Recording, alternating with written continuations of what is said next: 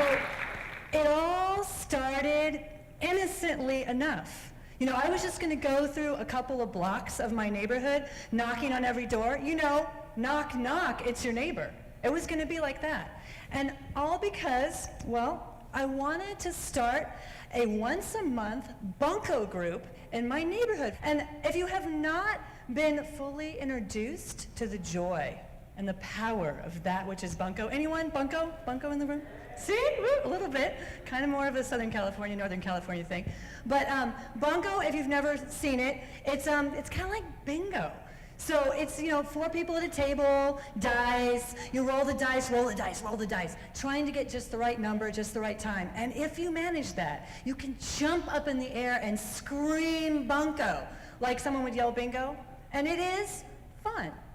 But even more so than fun, I had a dream, I had a hope. I was just kind of thinking that this once-a-month thing would help us all to know our neighbors a little bit, but not too much. Because if you know what I mean, let's see, we all get that not knowing your neighbors is a problem, but I'm here, standing here tonight to remind everyone, knowing your neighbors too much, that is a problem. So I was hoping we could just get together once a month, roll dice, smile at each other, exchange recipes, borrow tools, babysitting, yeah, something like that. So it was going okay, it really was. I'm going door to door, I'm knocking, I'm handing out flyers, but this interesting thing started to happen. Most people were nice, but they wanted to warn me about someone who wasn't. So they'd say, you know, sweetie, this is great, and I'll probably come at least once, you know, just to see what it's like, but see that house over there? Don't knock on her door. You don't want to do that. See, she never says yes to anything like this. She's always grumpy, and she'll probably be mean to you when you come to the door, and I'd feel bad. I mean, we all know better. Just don't go there. And I would smile, and I would say, you know, I am going to knock on every door, but I totally appreciate the warning. It's just that, you know, you never know when someone's going to turn over a new leaf. Maybe even later in life, you just never know. So I'm going to go there. So I went there. And I went there, and I knocked on this door and that door, and the next thing you know, I am standing in front of Pat. Pat takes my flyer, she listens to my spiel, and she starts to get all excited. She's like, oh, see, I really did not get to know my neighbors over the years the way I know I should have. But, you know, in the last decade or so, I've gotten more and more involved in my Baptist church, and she's getting excited, and I'm like, oh, geez, what's coming next? And she says, you know, the reason I love this is, you know what this is, Karen? This is love your neighbor. I'm like, ooh, okay, I guess it is. All right. So she says, you know, count me in, I'll be there. I'm thinking, oh, that went pretty well. So I go next door, and I knock on the door, and Pat answers. This is not deja vu, this is Pat 1 and Pat 2. Next door to each other for 40 years. And when Pat 2 says to me, so is my neighbor coming? It sounded innocent. It did. You know, she sounded cheerful, so I had no clue what was coming next. I very cheerfully said, well, yeah, she seems pretty excited, you know, she's gonna come. Well, Pat 2 says, then I can't, and I won't. What? So I just look at her, big eyes, and she says, look, it's a very long story, and I don't want to get into it, but trust me, that wherever that woman is, I do not want to be there. You can have your flyer back. Whoa. So I take my flyer and I go. And, you know, I go about starting this Bunco group, and at the same time, that point in my life, I was also intending to join this particular religious institution.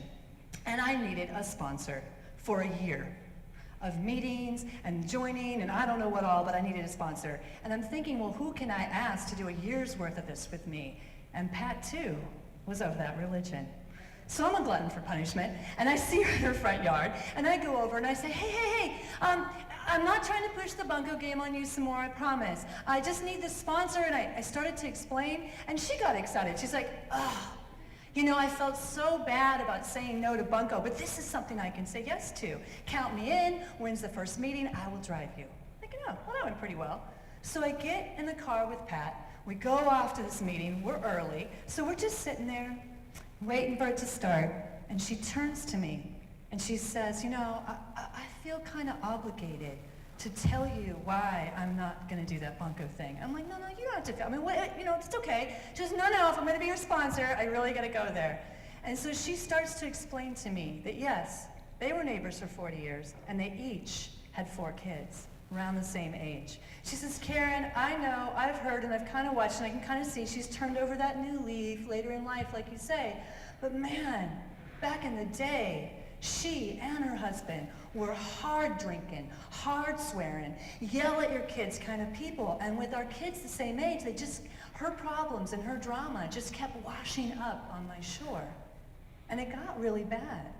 At one point, it was just the kids at home at her house, and the oldest one was trying to cook, and she cut her hand super deep, right?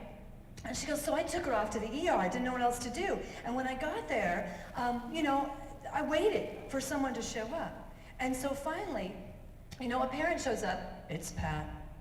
She's drunk, she's angry, and she's swearing, and she lunges at me in the ER. So the security had to come, pull her off of me. I'm standing out in the hallway, and I was stunned. And as she's telling me this, there's tears in her eyes, there's tears starting to get in my eyes, and we just looked at each other, and she goes, Karen, I know, I'm supposed to forgive her, but I can't. I just can't. So go, have the Bunco game, but do it without me. Now, we're at a religious meeting, people. It has a theme. Anyone want to take a wild guess? The theme of that evening was? Yeah, of course it was forgiveness. Yeah, why not? So, painful hour of, you know, forgive no matter what, under all circumstances, turn the other cheek. I felt for her, and it got really just awkward. And at the end, she had this gravelly smoker's voice. So she says to me, all right, hand me that flyer. Clearly I'm going to Bunco. So I fish out the flyer and I give it to her. But she never came to Bunco. Pat 1 did. Pat 1 came a lot. She lived at large. She hosted her house. It was all good until a couple years into it, I missed the meeting. I missed the Bunco game. But she was the host, and I saw her later and said, okay, so how'd it go? Karen, it was terrible. What? We had a Bunco Thief. Really? She says, you know, I won my own $10 back. You could do this in the game. We all pitched in $10, and you win large, you get $50 or $60 back, or you could win your own money or $20, something like that. She goes, I win my money, I set it down, I say goodbye to everybody, I go to clean up, it's gone. And, she says, I even know who the Bunco Thief is. Now, before we get into the Bunco Thief conspiracy theories of my neighborhood in Silicon Valley, can I just say that at that time, $10 in our neighborhood was not the end of whether or not you had groceries on the table that week or could pay your mortgage or your kids had birthday presents. No. $10 was gonna come and go and kind of be okay, except for Pat 1. She's like, I can't, I just know that I'm gonna see her rolling the dice. And it was the one woman for which money was that tight. She was a friend of someone in the neighborhood. We loved her, and money was just in a different place for her. And she probably could have used that $10. So I tried that angle. I said, hey, you know, maybe she could have used it. She said, well, she could have. And if she'd asked, I would have given it to her. But now that she's stolen it, Pat 1 never came back to Bunco. So now we're doing without Pat 1 and Pat 2, but we're swapping recipes and we're doing our thing. And I go to leave the neighborhood to come to Portland. It's about 5 or 6, 7 years ago. And I had the sweetest goodbye with Pat 1 and Pat 2. They had become dear friends, each in their own way. And Pat 1 went through the whole, like, I'm really sorry that I never got over the Bunco thing, and, you know, and it was really great, and thanks. And I just had to go there. I had to tease her one more time, lovingly. I was like, oh, Pat, you're religious now. Who knows? You're gonna show up at the pearly gates and discover that your $10 thrown away with the party napkins.